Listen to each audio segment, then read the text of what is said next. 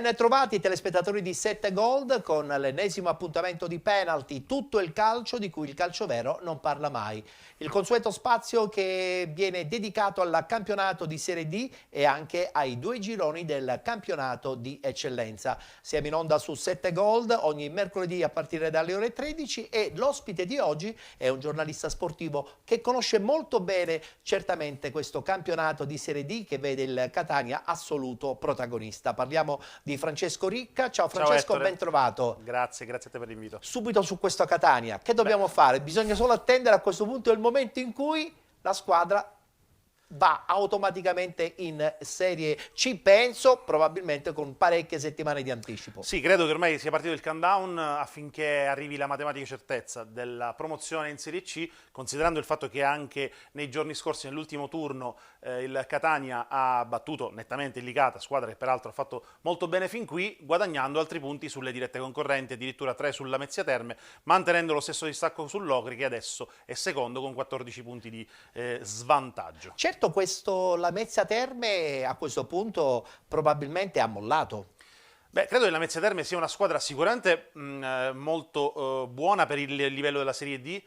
L'ho vista all'opera proprio in occasione della partita d'andata tra Lamezia Terme e Catania in trasferta, peraltro giornata a dir poco clamorosa dal punto di vista meteorologico, perché ci fu un'alluvione a Lamezia poco prima della partita che rese quasi impraticabile il campo, che poi ha tenuto per fortuna durante tutti i 90 minuti. La Lamezia Terme è una buona squadra che fa parte del gruppo, come ben sai, della Regina, quindi di una proprietà sicuramente che investe sul calcio. Infatti quel giorno era presente anche Filippo Inzaghi, che è l'allenatore della Regina, a quella partita del 20 novembre.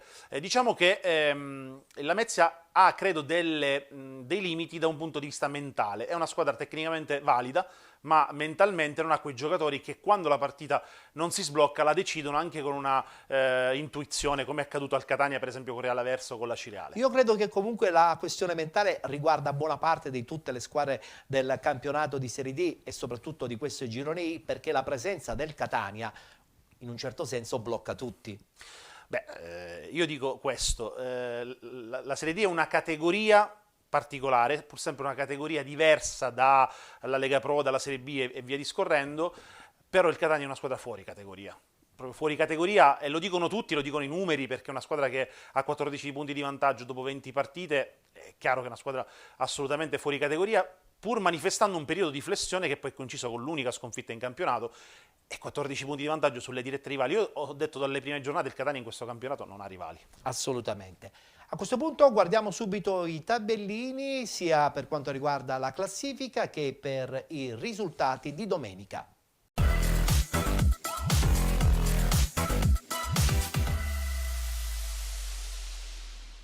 Terza giornata di ritorno, eccolo qua il tabellino dei risultati. Castrovillari che perde in casa con la Vibonese Calcio 1-0, Catania batte Licata Calcio 4-1, Cittanova batte Real Aversa 1925 1-0, vittoria fuori casa della Città di Aciriale 1-0 contro l'FC Lamezia Terme, sonante vittoria del Locri 1909 contro il Ragusa 6-1, pareggio tra Paternò ed FC Trapani, vittoria fuori casa del San Luca contro la Mariglianese, vittoria anche per il Canicattì, così come vittoria importantissima per il Città di Sant'Agata 5-2 contro il Santa Maria Cilento.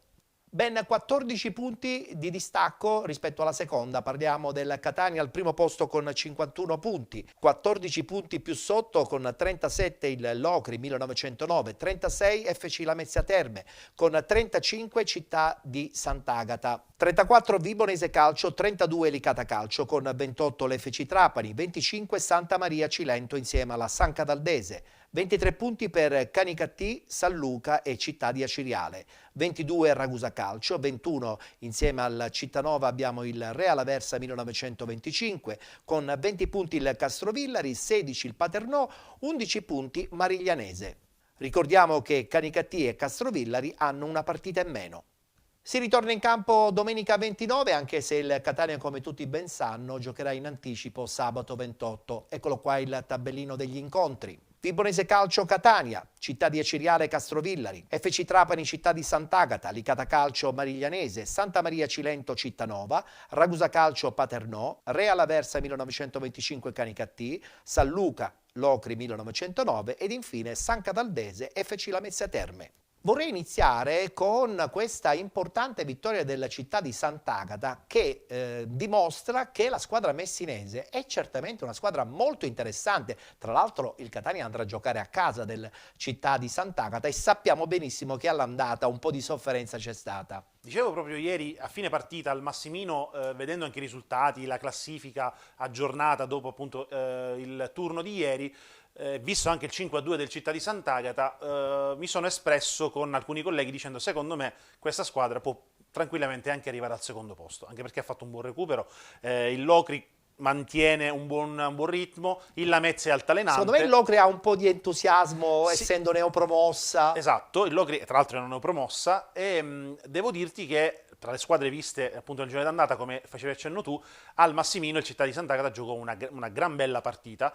Il Catania andrà proprio in trasferta a Sant'Agata di Limitello a giocarsi questa partita che secondo me coinciderà o quella o dopo o prima, non lo so, con quello che sarà la giornata della promozione del Catania. Mi sono sbilanciato dicendo queste cose, secondo me... Comprensibile, è comprensibile. Secondo me il Città di Sant'Agata ha le velleità e soprattutto l'entusiasmo, anche perché dispone di un allenatore che secondo me è molto preparato e molto bravo, per poter arrivare al secondo posto. Tra l'altro sottolineiamo che il Città di Sant'Agata ha un po' mantenuto l'ossatura della scorsa stagione, che con Giampà, il secondo era Vanzetto, aveva già fatto capire che insomma questa società, questo progetto poteva ambire anche, perché no, ad una Lega Pro. Esatto, tra l'altro è una squadra che a mio avviso, chiaro, quest'anno è un anno particolare per il girone I, perché il Catania è la fuoriserie, il Catania già aveva la casella del primo posto occupata sin dalla prima giornata, ma al di là dei risultati io credo che già fosse stabilito. Lo ha detto anche il presidente Pippo Caffo della Vibonese: noi puntiamo ad arrivare quanto più in alto possibile in classifica, ci giocheremo i playoff, entreremo in graduatoria e sicuramente qualche squadra, qualora avesse le condizioni poi per poterlo fare, parteciperà alla prossima Lega Pro. Intanto credo che Città di Sant'Agata si giocherà le sue carte. Poi le migliori squadre le abbiamo elencate e le ribadiamo, sono il Lamezia, la Vibonese, ma secondo me il Città di Sant'Agata può sorprendere. Assolutamente, guardiamoci il servizio proprio della vittoria 5-2 del Città di Sant'Agata contro il Santa Maria Cilento.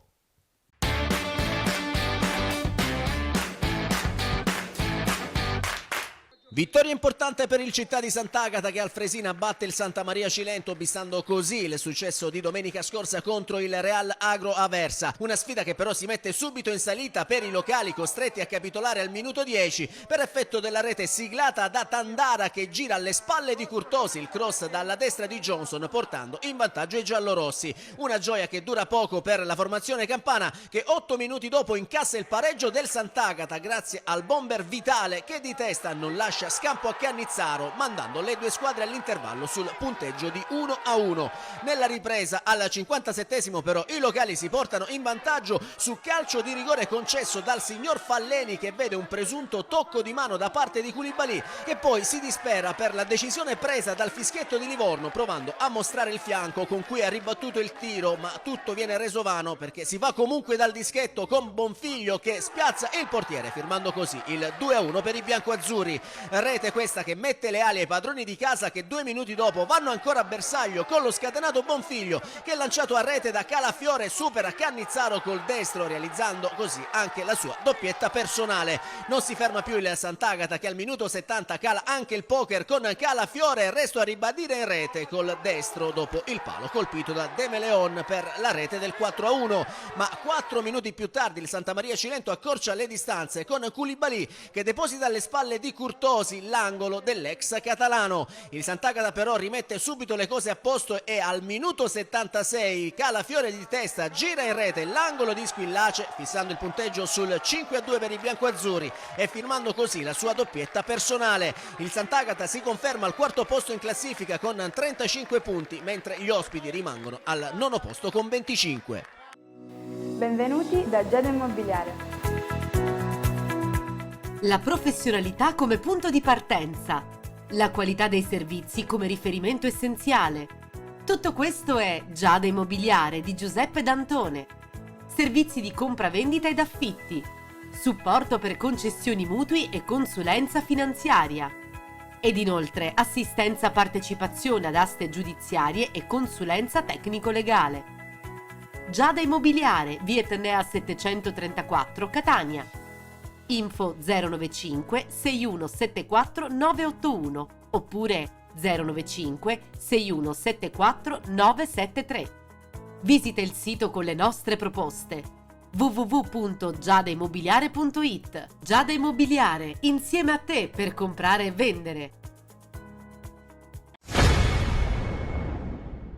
E parliamo proprio di questo FC Lamezia Terme che cade in casa contro un Città di Acireale che aveva certamente bisogno di punti. Ne ha raccolti 3, una trasferta a questo punto super positiva che rilancia una tranquillità soprattutto nell'ambiente acese e probabilmente segna un passo per il campionato dell'FC Lamezia Terme. Nel frattempo sono già partite le immagini proprio della vittoria della squadra acese. Sì, segna il passo perché per il Lamezia questo è un passo falso molto pesante, non che avesse grosse velleità di poter recuperare, ma intendo anche per quello che è il posto finale nella griglia playoff.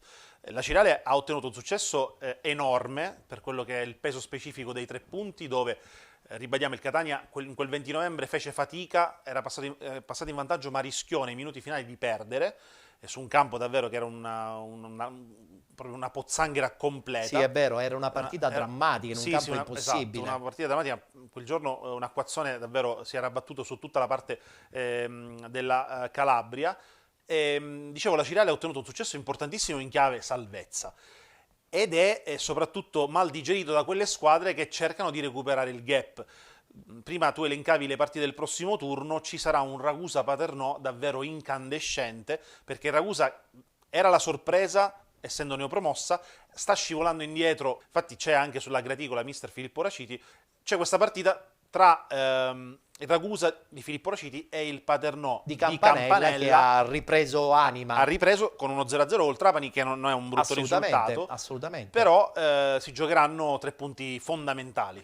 Guarda, tu hai anticipato in un certo senso proprio l'incontro che adesso insomma, vedremo con gli highlights, dove c'è questo Locri che ha dimostrato la propria forza e a questo punto la crisi nera proprio della Ragusa di Filippo Raciti. La partita si è conclusa con un sonante 6-1. Guardiamo il servizio.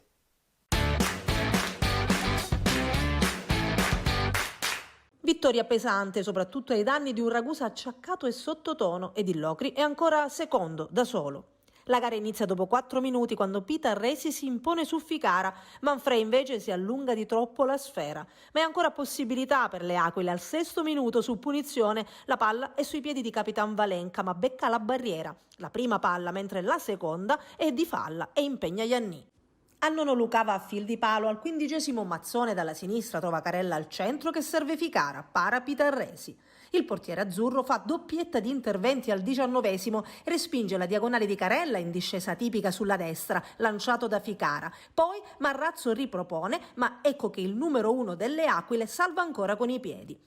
Nell'arco dei 60 secondi successivi riparte il Locri centralmente, palla al piede, sul suo settore esterno Ficara riceve e insacca sul palo opposto, è 1-0. Alla mezz'ora cambia il protagonista, Furina di prima riceve e manda un rasoterra a rientrare sul secondo palo, il sinistro per Pitarresi, la palla si spegne di poco al lato della porta. Al 40° Di Stefano non aggancia in aria e poi cambia tutto Furina che dall'altra parte non riesce ad agganciare e quindi non conclude di potenza verso lo specchio della porta. Quindi una gara che tra ripartenze e traversoni di cambio gioco dà l'idea di non essere finita qui. Dopo 2 minuti della ripresa, infatti, Camara raddoppia con autorevole conclusione al volo dalla distanza. Il Locri intensifica la manovra, si ripropone immediatamente con altri fraseggi utili ad invadere l'area delle Aquile, ma al 9° invece risponde il Ragusa, con Vitelli che prova a controbilanciare la manovra, viene deviato in angolo e dalla bandierina arriva una palla per i piedi di Strumbo, pronto in area di porta, così come è pronto Iannì ed anche ben posizionato per raccogliere. Raciti mette mano ai cambi dentro Grasso e Meola, ma dal 12° al 22° ci saranno 10 minuti in cui si passerà dal 3-0 al 4-1 con una serie di eventi tecnici. Al 12° Ficara supera in velocità il difensore di marcatura, raccoglie il suggerimento sul proprio piede destro, diagonale a servire Carella e lui fa da sponda alla sfera. Era a secco da 511 minuti. Al 15° è la volta di Grasso, dentro e subito in gol. Posizione di esterno sinistro d'attacco, palla servita e Rasotella a rientrare sul palo opposto. Al 22° parte Ficara, converge per il tiro. Respinge Pitarresi, ma è un assist per Furina che al momento dell'aggancio viene atterrato. La trasformazione è affidata a Ficara. Sul 4-1 il Locri non si arresta, al 35° minuto assist di Mazzone e gol per Carella che arriva a quota 9. Al 38° minuto, dopo un digiuno di soli 105 minuti, va in gol anche Furina.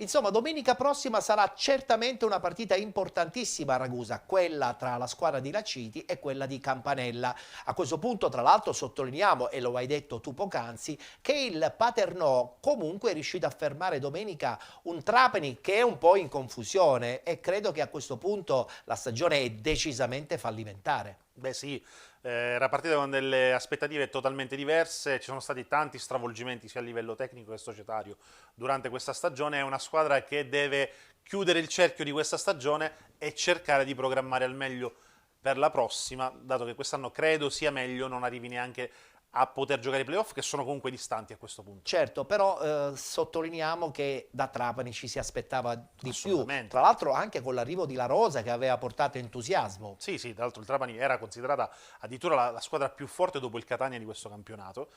Si diceva e si sapeva anche della Mezzia Terme che prova a salire e prova ad arrivare in alto già da diverse stagioni.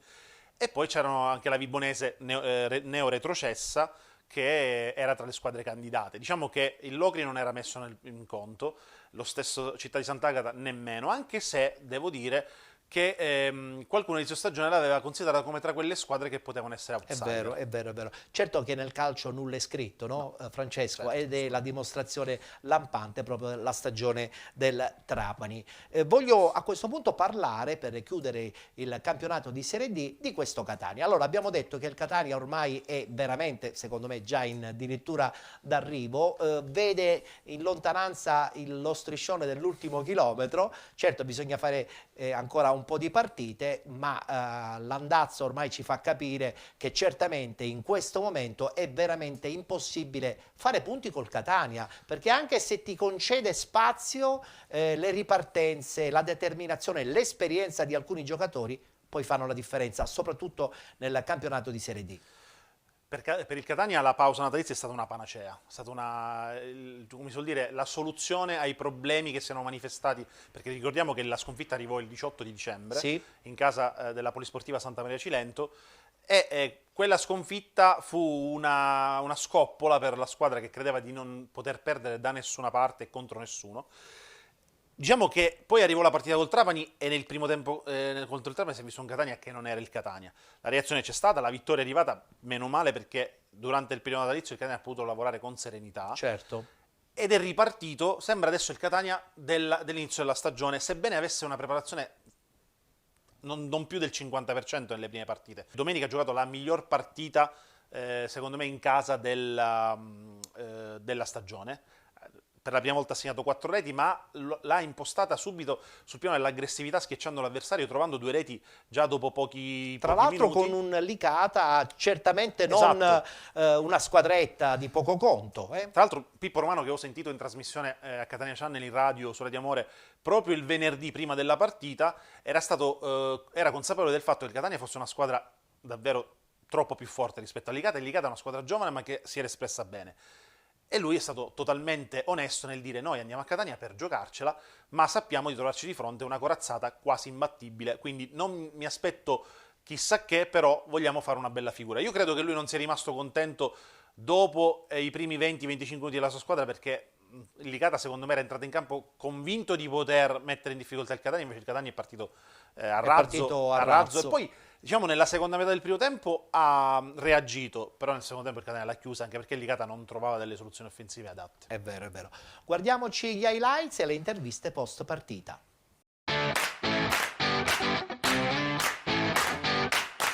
Ma credo che è giusto che i meriti li prendano i ragazzi, li prende la società, li prendono i direttori. Alla fine penso un allenatore giudica dal risultato. Io voglio dire prima che stavo venuto qui a Catania, perché poi le cose facevamo un campionato di Serie D, sono stato allenatore tra Savoia e Giuliano, ho fatto più punti in tutta Italia, però a volte ce li dimentichiamo nella categoria e penso che un allenatore meno parla è meglio, e a volte tanti allenatori sento che sono così bravi a parlare all'esterno che poi quando hanno le squadre brave in mano non riescono ad allenarle. Un allenatore una volta che dà un risultato ha la fortuna di vincere un campionato e quello che facciamo sta scritto, per questo poi qualcuno possiamo andare meglio, qualcuno meno bene, però penso che noi allenatori più bassi voliamo e meglio è, perché siamo sempre sull'occhio del ciclone, come si sbaglia un cambio veniamo criticati, come si sbaglia qualcosa. Allora penso che un allenatore le soddisfazioni è dare con i risultati, le vittorie e di portare un obiettivo che una città chiede all'inizio del campionato e di portarlo a termine. Poi abbiamo la società, abbiamo il direttore Laneri, abbiamo il vicepresidente Grella, che sono persone che hanno fatto calcio tanti anni, si è giocato come dirigente. Penso chi meglio di loro possono giudicare l'operato che faccio io insieme al mio staff.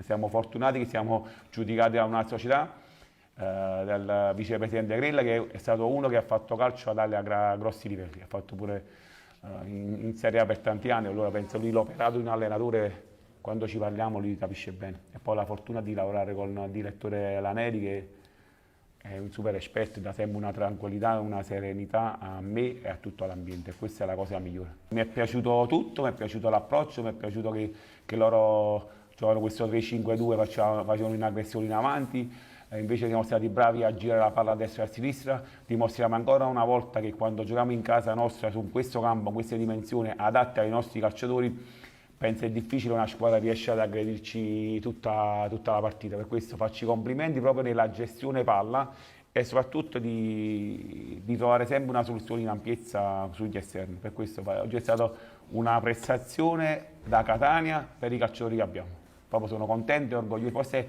è stata la più bella partita che abbiamo fatto qui a Catania, perché non era facile giocare una squadra che era quarta in classifica, qui veniva con dei risultati importanti. L'ultima trasferta mi sembra a Cassuavilla ha vinto 4-1, una squadra che stava facendo bene, però abbiamo dimostrato che quando noi facciamo il Catania e siamo noi il Catania, è giusto preoccuparci degli avversari, ma bisogna preoccuparsi di noi stessi.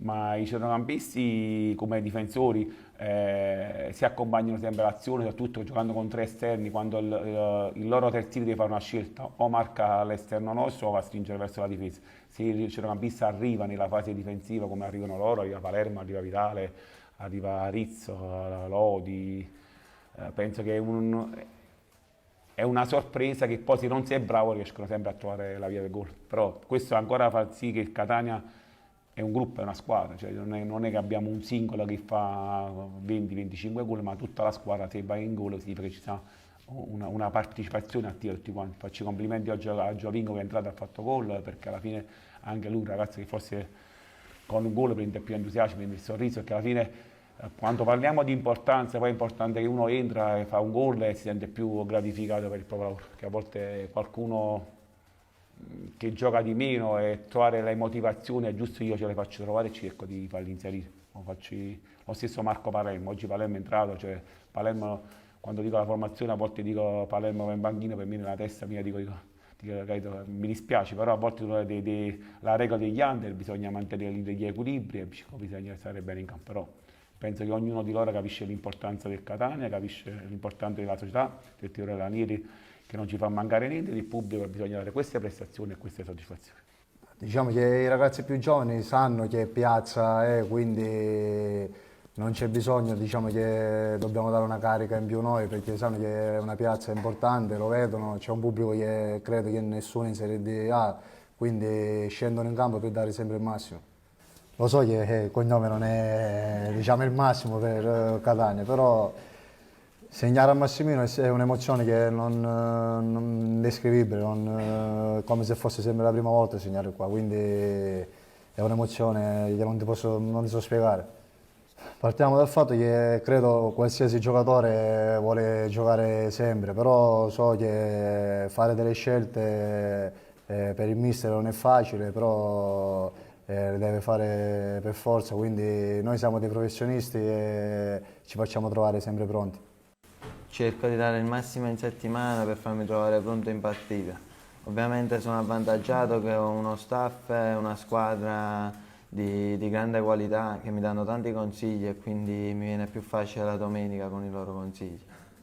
Volevo semplicemente dare un segnale che io ci sono, che la sospensione mi ha fatto bene, ho capito i miei errori e quindi la miglior risposta è il campo. Io cerco ogni partita di dare il massimo, migliorando partita dopo partita. Non penso al futuro né al passato, cerco solamente di migliorare tutti i miei punti deboli e di poi non portarli la domenica.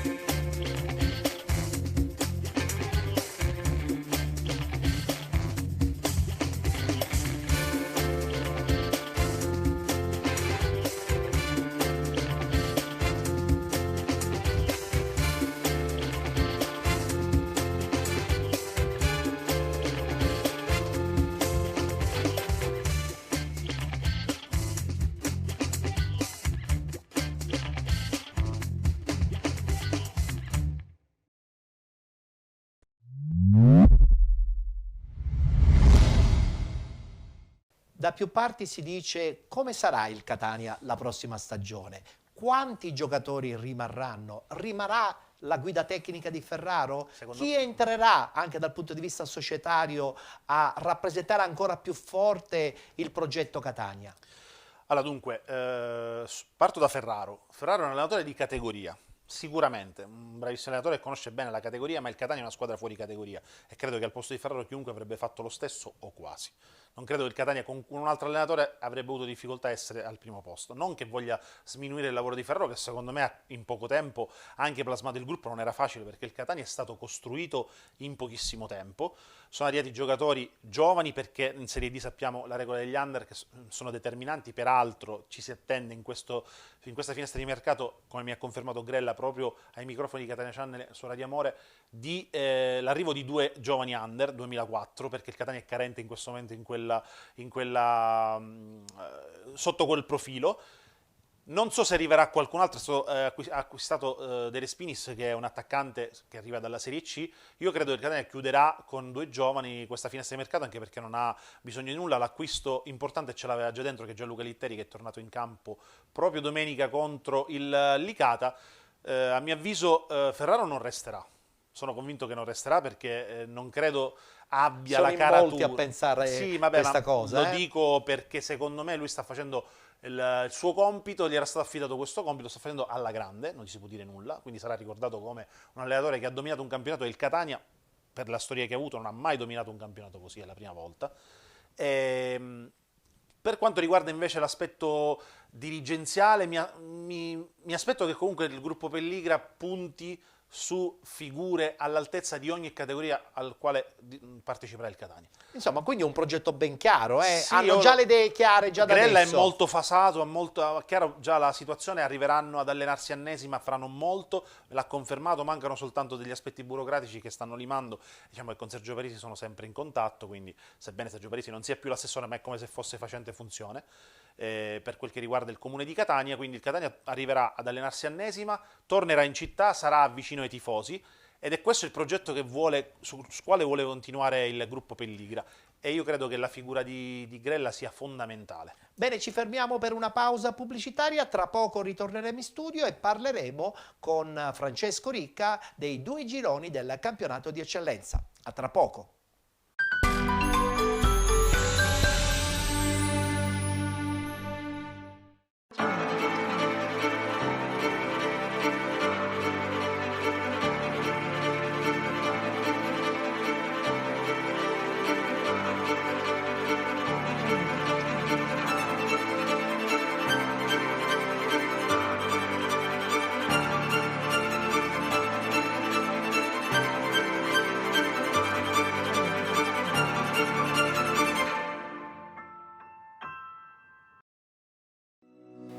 Benvenuti da Giada Immobiliare. La professionalità come punto di partenza, la qualità dei servizi come riferimento essenziale. Tutto questo è Giada Immobiliare di Giuseppe D'Antone. Servizi di compravendita ed affitti, supporto per concessioni mutui e consulenza finanziaria. Ed inoltre assistenza partecipazione ad aste giudiziarie e consulenza tecnico-legale. Giada Immobiliare, via Etnea 734, Catania. Info 095 6174 981 oppure 095 6174 973. Visita il sito con le nostre proposte www.giadaimmobiliare.it. Giada Immobiliare, insieme a te per comprare e vendere.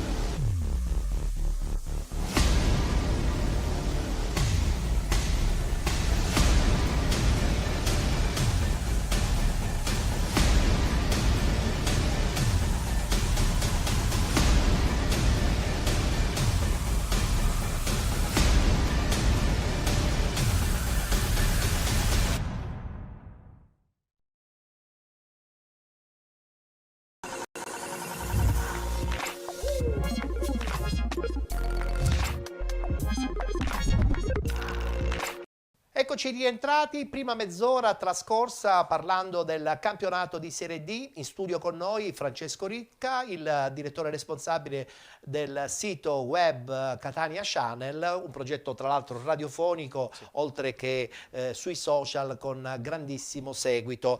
Francesco, parliamo dei 2 gironi del campionato di eccellenza, un'eccellenza che, diciamolo pure, ormai da qualche anno è veramente una categoria molto molto seguita, è quasi una seconda Serie D. Ma questo, diciamo, questo confronto fra le categorie vicine si può fare diciamo, facilmente, perché il calcio si sta livellando molto. A mio avviso tra la Serie B e le Serie C non c'è una grande differenza. La Serie C è complicata, la Serie B è invece un campionato che è un continuo sorprenderti, non c'è una squadra che domina, a parte vabbè, in questo momento il Frosinone, perché ha quei 6 punti di vantaggio.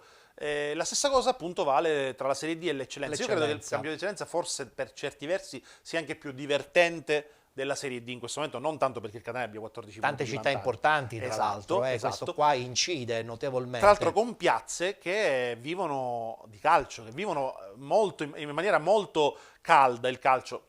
Una su tutte, la possibilità è l'Acragas, che ha partecipato sino a non troppi anni fa al campionato di Serie C, peraltro con derby col Catania infuocati, storici. Esatto, storici. Infuocati. Bene, allora a questo punto partiamo con il campionato di eccellenza e partiamo con il girone A.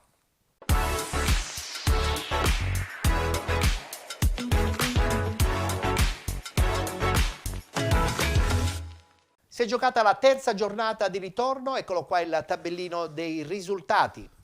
Casteldaccia Oratorio San Ciro e San Giorgio 0-0, Don Carlo Misilmeri batte Castellammare 5-1, rinviata la partita tra Enna Calcio e Nuova Città di Gela. Leonfortese e Profavara 0-0, Mazzara Calcio batte Parmonval 3-0, vittoria fuori casa della Masarese .2 contro il Resultana San Lorenzo 2-1, vittoria anche dell'Unitas Sciacca 5-1 contro il Cus Palermo ed infine Nissa che perde in casa contro l'Acragas 1-0. Conferma al primo posto per l'Acragas, tra l'altro allungando proprio nei confronti dell'Enna, bloccata in casa anche dalla neve. Al primo posto la squadra di Nicola Terranova con 45 punti. Con 41 l'Enna Calcio, 38 Profavara, 36 Don Carlo Misilmeri, 32 Mazzara Calcio, con 31 Mazzarese.2, 30 Unitas Sciacca. 24 punti per il Casteldaccia, 22 Nis FC, 19 Oratorio San Ciro e San Giorgio, 17 punti Castellammare e Leonfortese, con 12 Nuova Città di Gela, 11 punti Resultana San Lorenzo insieme alla Cus Palermo, chiude la classifica la Parmonval con 8 punti, una partita in meno chiaramente per Enna Calcio e Nuova Città di Gela. Primo posto in classifica dunque per l'Acragas 2018, al secondo posto abbiamo l'Enna che comunque recupererà la partita contro la Nuova Città di Gela, mentre al terzo posto abbiamo questa sorprendente Favara, tra l'altro un Pro Favara che ha una tradizione in Serie D, da qualche anno insomma tenta il ritorno verso la quarta serie, pensando poi che comunque quando si va a giocare in quarta serie bisogna essere pronti anche dal punto di vista economico. Assolutamente, devi essere pronto a strutturare una squadra che ti permetta di gestire un campionato di Serie D che stiamo vedendo quest'anno, ne parlavamo prima, necessita sicuramente di certi fondi e alcune squadre riescono a farlo con cifre più basse, altre invece devono investire di più. L'esempio del Catania l'abbiamo fatto prima, ma soprattutto squadre come il Lamezia che negli anni hanno investito tanto si sono trovate a non raggiungere l'obiettivo. In questo caso, come dicevi tu, chi poi deve fare il salto in quarta serie deve programmare, soprattutto deve avere la capacità di poter organizzare un organico all'altezza e possa restare e possa partecipare adeguatamente al campionato di Serie D. Fondamentale poi avere anche la struttura, no? Perché poi una struttura adeguata ti permette un pubblico, un introito quasi settimanale che ti dà la possibilità di alimentare, non dico sogni di gloria, ma una stabilità in società. Sì, è chiaro, la struttura, vabbè, diciamo il calcio moderno, chi ha lo stadio di proprietà è già un passo avanti. Pian piano in Italia questa cosa sta diventando una costante, anche se partendo dalle squadre di Serie A sappiamo quanti ancora sono in questa difficoltà. Le due milanesi che vogliono costruire il nuovo stadio, le romane che stanno pensando la stessa cosa. Diciamo che i grandi stadi di proprietà dei comuni non hanno più un appeal. Il problema è che scegliere questo progetto di avere un campo insomma di proprietà è una scelta lenta. Ma è un investimento soprattutto per la burocrazia che ci sta dietro. Che è ma poi è considerevole. un investimento importante, È molto vero, importante. È vero. Vedremo un po' cosa succederà a partire dalle prossime settimane quando arriverà anche lo scontro diretto tra Acragas ed Enna. Abbiamo chiuso il tabellino del girone A, passiamo al girone B.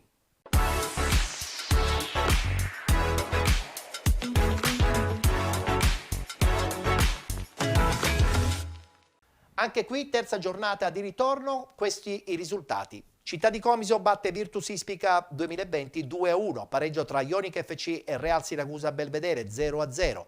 Leonzio 1909 batte Città di Taormina 4-3. Nuova Igea Virtus batte Milazzo 1-0. Modica batte Nebros 3-0.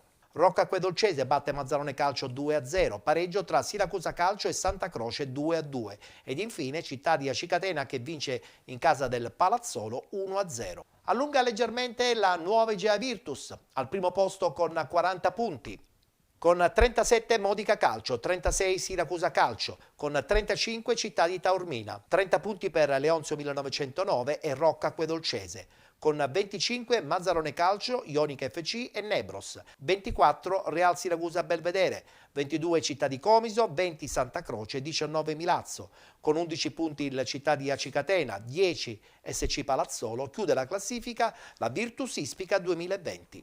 Direi di far partire subito le immagini sul rocambolesco risultato della Leonzio che vince in casa 4-3 contro il Città di Taormina. Addirittura una partita che vedeva la squadra di Natale Serafino perdere 3-1 e poi nella parte finale insomma riuscire a sovvertire il risultato, dando così modo in un certo senso alla Leonzio di rientrare bene o male nel gruppo delle squadre in vista dei playoff, ma soprattutto una sconfitta che pregiudica il cammino del Città di Taormina, perché in questa maniera insomma il distacco adesso con la nuova Igea Virtus è un po' più considerevole, sono ben 5 punti di distacco.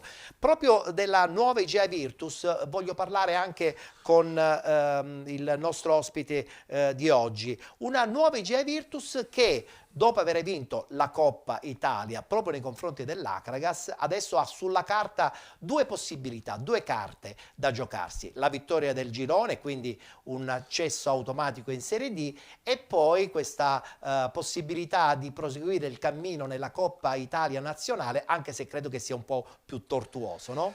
Beh, sicuramente in quel caso è molto più tortuoso, credo che la nuova Igea Virtus sia concentrata sulla vittoria del campionato. Non sarà semplice, ancora è tutto da decifrare, però credo l'importante sia quello di assicurarsi l'accesso alla prossima Serie D. Tra l'altro Igea Virtus piazza importante che insomma per tanti anni la tradizione, esatto, ma ci sono altre, anche il Siracusa stesso che certo. è stato rifondato, ricordo il Milazzo che è indietro in classifica, ma il Milazzo ha ricordo la grande sfida col Catania nel 94-95, storica peraltro, qui ci sono tante piazze e io credo che sicuramente la strada tortuosa della Coppa Italia Nazionale sia meno allettante rispetto a quello che è concentrarsi sulla vittoria del girone.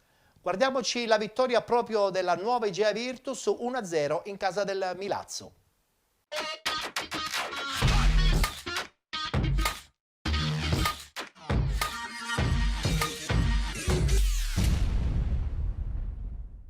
Il derby tirrenico del Marco Salmeri sorride all'Igea Virtus che con un gol di Flores nella ripresa batte il Milazzo, confermandosi in testa alla classifica del girone B di eccellenza. Su un terreno di gioco ridotto ai minimi termini dalle abbondanti piogge sono subito i barcellonesi ad avere una doppia occasione al 10° di gioco, ma prima Isgro e poi Ido Iaga vengono fermati dalle decisive parate dell'ex Lo Monaco. Giallorossi che la potrebbero sbloccare anche al minuto 26 con Franchina, ma il suo tiro ravvicinato sorvola di poco la traversa. Il Milazzo tenta comunque di reagire e al 36esimo reclama un presunto rigore su Cari per l'intervento di Della Guardia. Il signor Nicolai dice di no. Nella ripresa torna a spingere l'Igea Virtus che dopo le conclusioni operate da Isgro al minuto 1 e Ido Iaga al 54esimo, entrambe disinnescate dall'attento Lo Monaco, i giallorossi sbloccano il derby al minuto 62 quando Flores raccoglie il cross di Isgro e di testa batte Lo Monaco, facendo così Milazzo 0, Igea Virtus 1, e per l'attaccante uruguaiano si tratta della 7ª rete stagionale in maglia giallorossa, la terza in campionato. Il Milazzo non ci sta e nel finale tenta il tutto per tutto con Rando che di testa non trova però lo specchio della porta. Mamertini che reclamano poi altri 2 penalty, il primo su Rando che finisce giù in aria dopo un contatto con Franchina e il secondo per un presunto tocco col braccio di Flores sul colpo di testa di Matinella, ma in entrambi gli episodi il fischietto di Pistoia lascia giocare. In pieno recupero l'Igea invece la potrebbe chiudere con Medina, ma il neoentrato perde l'attimo buono con l'azione poi che non viene concretizzata al meglio dai giallorossi. Finisce dunque 1-0 per l'Igea Virtus che si aggiudica di fatto il derby e si conferma capolista solitaria, mentre il Milazzo, che esce comunque a testa alta dal confronto, rimane al quartultimo posto con 19 punti. Benvenuti da Giada Immobiliare. La professionalità come punto di partenza, la qualità dei servizi come riferimento essenziale. Tutto questo è Giada Immobiliare di Giuseppe D'Antone. Servizi di compra-vendita ed affitti, supporto per concessioni mutui e consulenza finanziaria. Ed inoltre assistenza partecipazione ad aste giudiziarie e consulenza tecnico-legale. Giada Immobiliare, via Etnea 734 Catania. Info 095 6174 981 oppure 095 6174 973. Visita il sito con le nostre proposte. www.giadaimmobiliare.it. Giada Immobiliare, insieme a te per comprare e vendere.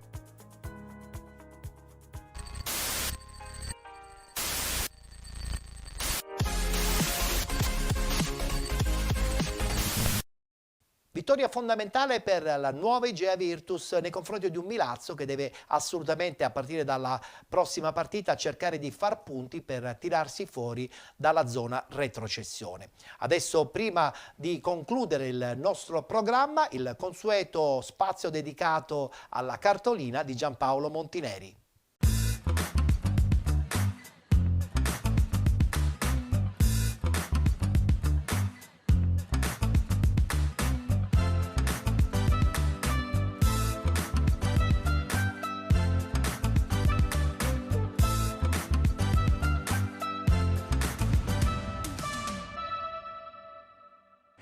Ciao Gol TV, ciao Ettore. Sì, calcio stanca maledettamente, poi starci dentro e dietro è difficile.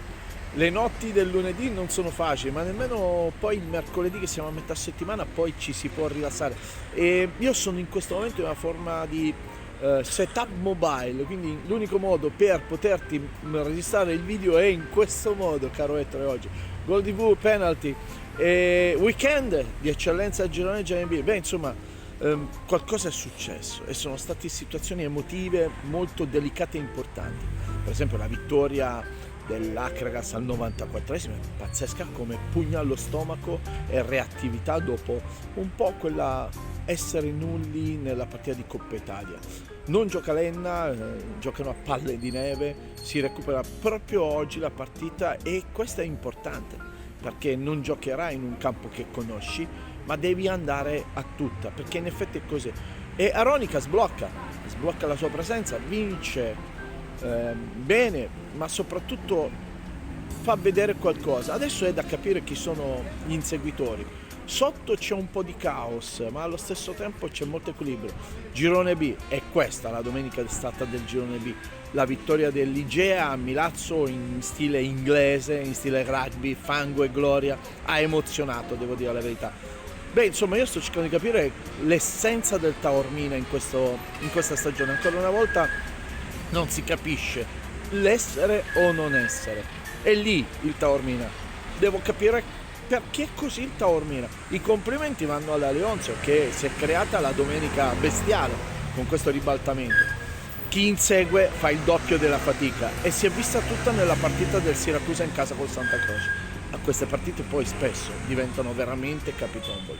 La zona bassa, Virtus e Palazzo, siamo un po' dentro l'inferno. Se non fai gol e se non hai le condizioni mentali per reagire, allora la salvezza è utopica. Ma 33 punti ancora ci sono, quindi perché non provarci? Ma devi provarci seriamente, ma seriamente. E il Mazzarrone è tornato da Copacabana e la partita insomma è stata questa. Penalty, Ettore, piove e ci vedremo presto.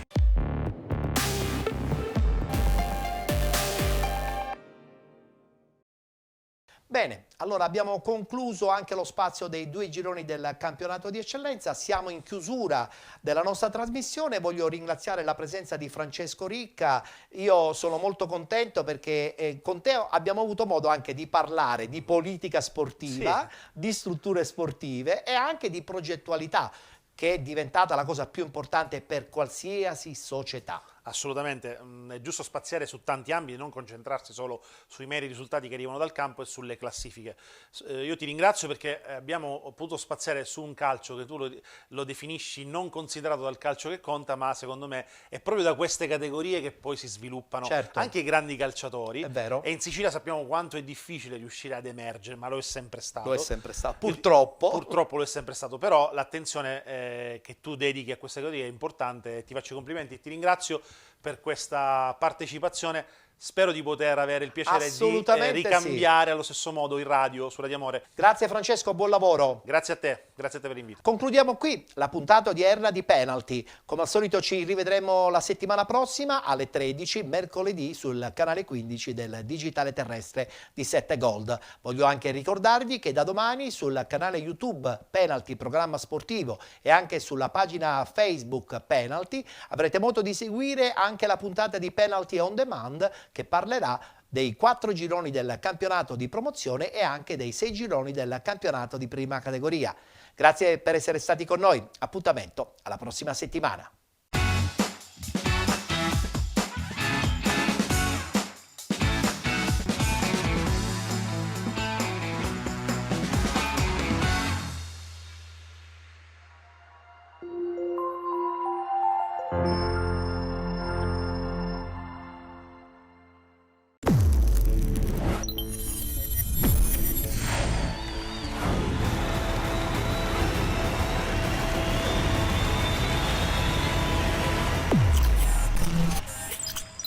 C'è l'apertura per Isgro, può provare lui a puntare l'area di rigore bianco-azzurra, gioco di gambe, rientra sul mancino, poi il retropassaggio per Biondo che liscia, allora lì Idoiaga, la conclusione, il gol! L'ha sbloccata Ligia Virtus, proprio con il suo uomo migliore, Lucas Idoiaga. E allora Giovanni Biondo col destro, prova lui a scodellare questo traversone direttamente in porta, allora il portiere e poi la conclusione da parte di Franchina, che fa 2-0 per l'Igea Virtus.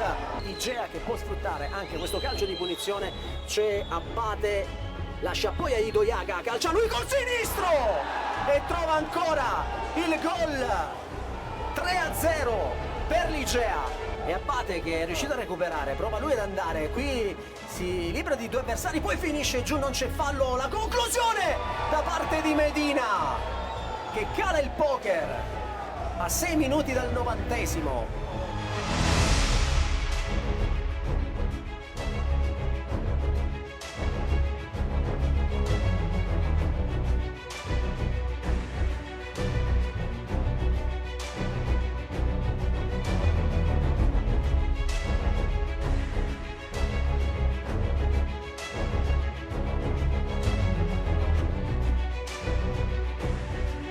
È chiaro che è una bella soddisfazione sia per noi, per i ragazzi che hanno interpretato veramente bene il piano partita, non c'è stata partita, dobbiamo essere sinceri, abbiamo strameritato, abbiamo fatto il primo tempo 1-0, ma potevamo benissimo fare 3 gol limpidi e alla fine sapevamo l'avversario che avevamo di fronte. Noi l'approccio alla gara nostro è stato un approccio importante, invece loro sono un pochino rimasti, dico io, negli spogliatoi. E vabbè, ci sta, è una finale, io ho coronato la seconda perché già con l'Igea nel 2012 l'avevo vinta, una coppa e ci ha portato bene, bravi ragazzi, bravi anche i tifosi che ci seguono.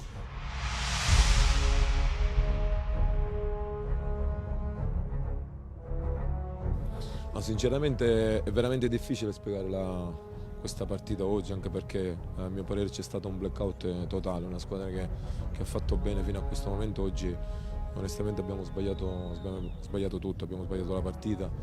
Complimenti all'Igea, che è stato un avversario veramente tosto, un avversario che ha dimostrato di valere il primato in campionato e ha meritato chiaramente la vittoria di questa Coppa. È difficile trovare la giustificazione, è chiaro che noi dobbiamo cominciare a pensare già alla partita di domenica, perché questa partita, questa sconfitta non deve pesare più di quanto pesa.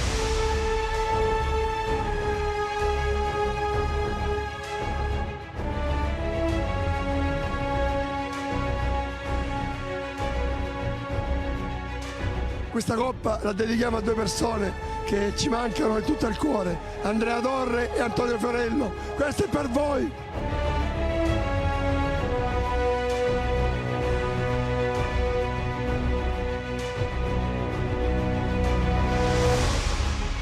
Sì, una bella partita, i ragazzi sono stati veramente grandiosi, c'è un merito grandioso a tutti i ragazzi, in particolare facciamo un in bocca al lupo a Vincenzi che se lo merita, ragazzi, è bellissimo.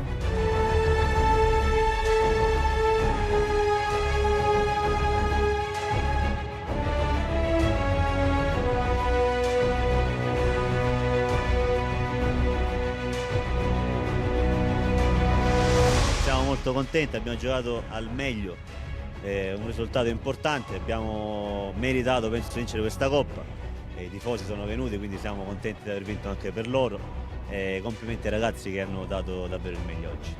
31esima edizione della Coppa Italia di eccellenza che va a Ligia Virtus.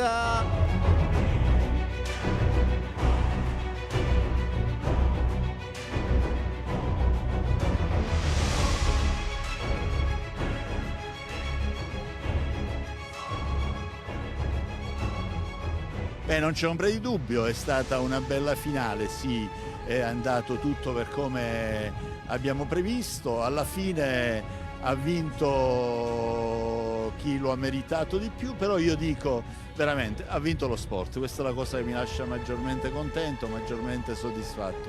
Sono contento perché è un passo in avanti di tutto il calcio siciliano e spero che continui così tutto il campionato.